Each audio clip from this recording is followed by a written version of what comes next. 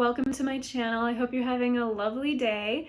I haven't done an art tips, tricks, and hacks video for you in a little while, so I'm doing that today. It's going to be a pretty brief video, just going over some basics of using the grid method to scale your drawings in a very accurate and proportionate way based on the reference image that you're using. So I am going to talk about that in a little bit.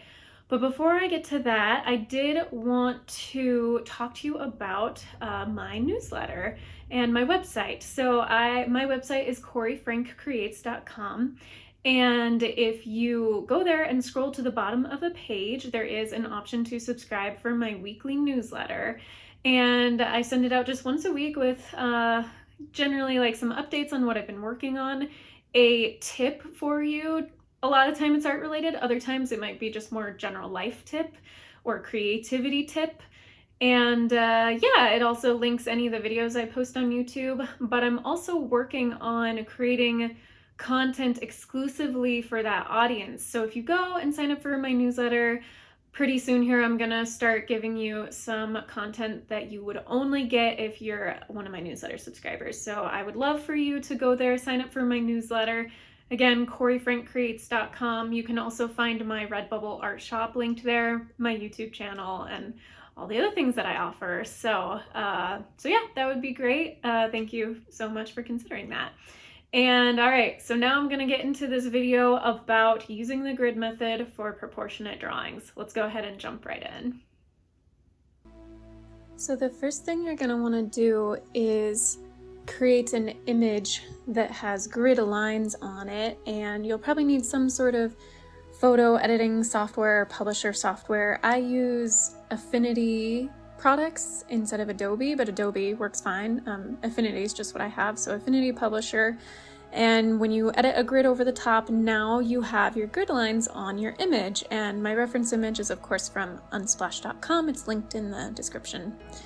So now you have your paper and you want to make sure it's the same dimensions, ratio of dimensions as your image. So I had cropped that photo you saw at the beginning of the cat to a 4:5 ratio. And so that would easily scale to an 8:10 size paper, or, you know, a 16:20, and so on and so forth. So this is an 8:10 piece of paper, watercolor paper. And I marked off my measurements, so 2 inches on each side, every 2 inches, to create a grid of squares that are 2 inches by 2 inches. And there you see, I'm drawing it so faintly. You want it as faint as you can possibly get it. So I used a 4H pencil, which is a very, very hard graphite, so it draws very lightly. And using that same pencil, now you can go in, and it's just, the grid is a great way of looking at your reference image that has the grid overlaid on it, and then breaking your drawing down by box, and then seeing, okay, this is where this part of the cat or whatever object you're drawing is here, and then you just go from there and look at each box to see the placement of the parts of your image. It just makes it very accurate for drawing, and feels a lot easier to eyeball it, because instead of looking at a whole 8:10 paper or whatever size, obviously the bigger you go, even more important is very accurate proportion, so that grid method can be even more helpful the larger you go. So just filling it in and very lightly putting a drawing. You can tell this is a pretty light drawing, because especially if you were to do a watercolor painting over the top of it, you want your pencil lines to be relatively light so that the pencil doesn't show through.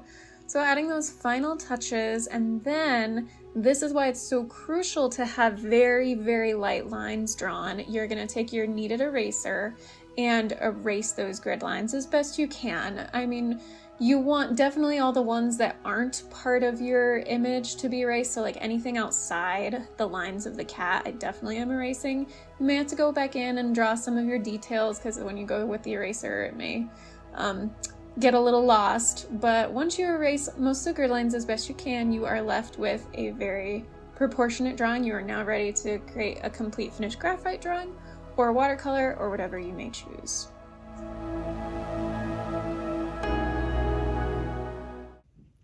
Thank you so much for watching. I hope you enjoyed that. If you did, please give this video a thumbs up. Go ahead and subscribe to my channel if you haven't already. I would really appreciate it. Until my next video, be kind to yourself, be kind to others, God bless, and I'll see you soon.